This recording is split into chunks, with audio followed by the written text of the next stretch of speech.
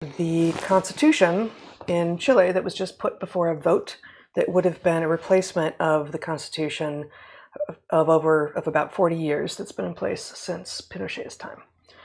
And it was widely discussed in the media, including in Nature, as a pro-science constitution.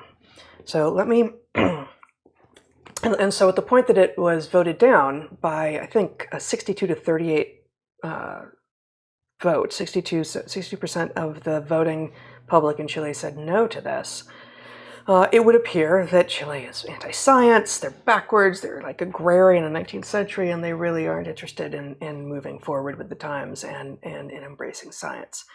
And Nature reports, for instance, that in September 7th, 2022, Nature, again, one of the top 2 science journals in the world, in its news section, has a headline, "I feel lost," which is a quote from a researcher. Chilean researchers saddened by vote to reject new constitution.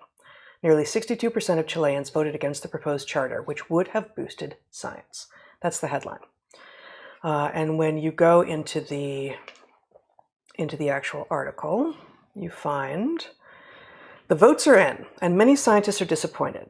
On the 4th of September, Chileans voted to reject a proposed new constitution for their nation. The draft charter, developed over a year by a citizen-led assembly, framed science as a tool that could improve society. It also emphasized actions against climate change and support for research across all of Chile, rather than only at institutions in the capital city. "I feel very lost," says Andrea Vera Gajardo, a mathematician at the University of Valparaiso who volunteered as an electoral observer. "I don't understand the choice Chile made." "My gut tells me that fear won," says Barbara Rojas Ayala, an astronomer at the University of Tarapacá in Arica, apologies for the pronunciations, who endorsed the letter. In addition to bolstering science, the proposed charter suggested drastic changes to Chile's economic and political systems that people weren't ready for, she says. If accepted, the draft constitution would have replaced the current version put in place in 1980 during the military dictatorship of Augusto Pinochet. So further in this article, we have a slight counterpoint to the apparent embrace by all scientists in Chile, which, here we go. Felipe Paredes, a Chilean biochemist at Emory University in Atlanta, Georgia, was one of the millions of people who disliked the proposed document. He agreed with some of it, such as the way it prioritized social and human rights, but he also felt things were missing. For example, the draft did not include any mention of funding for science. "I needed a clear signal that there was going to be more investment. I did not see that," Paredes says. So, he proceeds, he also wanted to see explicit protection of patents and industrial property rights, which is included in the current constitution. So, there's at least a little bit of indication here in this Nature article that maybe this is not exactly as it is being described. And when you click through on that article, you find another one from Nature from July 28th, 2022 of this year, in which they say Chile proposes new constitution steeped in science. Although many researchers support the draft, opposition could sink it. So for 2 articles here, Nature is saying this constitution is about science. Basically, Fauci-esque, if you're opposed to this constitution, you're opposed to science. If you don't like this constitution, you're saying that you don't like science. A vote against this constitution is a vote against science. I am making up these particular things, but that is clearly the message that we are being sent by Nature, again, one of the top two science journals in the world. The actual text of the Constitution has 388 articles, many of which have many sub points, and I did not read the entire thing. I read in detail the first 70 of them, and then I searched on the document for all occurrences of the words science, scientists, scientific, and also climate, because climate seems to be the thing that is most what people are talking about when they say that this is a science-heavy, pro-science piece. Article 6, which is pretty high up in this piece. The state promotes a society in which women, men, sexual and gender diversity, and dissidents participate in conditions of substantive equality, recognizing their effective representation is a principle and a minimum condition for the full and substantive exercise of democracy and citizenship. Well, right away, we have the use of some very modern political language that doesn't actually have any basis in science. There's nothing exactly anti-scientific there yet. And I did go back and forth when the translation was a little weird and looked at the original. And this is clearly a reference to gender identity and to a conflation of gender identity with sex. And we will see later on some of the demonstrations of that. So right away, I'm unconvinced that this is actually all that focused on what we understand to be true scientifically. And the second point in Article 6 of, again, the new Chilean constitution, the newly proposed but voted down Chilean constitution, is all state collegiate bodies, autonomous constitutional bodies, senior and executive bodies of administration, as well as the boards of directors of public and semi-public enterprises, must have a parity composition that ensures that at least 50% of their members are women.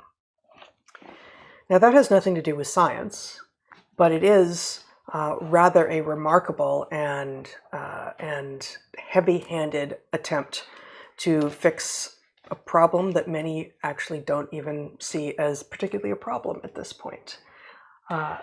It may or may not be a problem, but what is definitely a problem is the idea that you can simply impose an arbitrary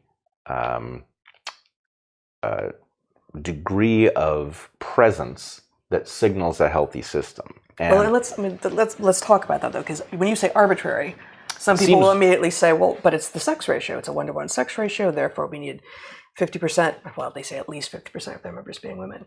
But it's arbitrary because... Well, it's arbitrary for a number of different reasons. One, you don't know how much interest there is in joining these things. Two, you don't know that the sex ratio is 50-50 at adulthood.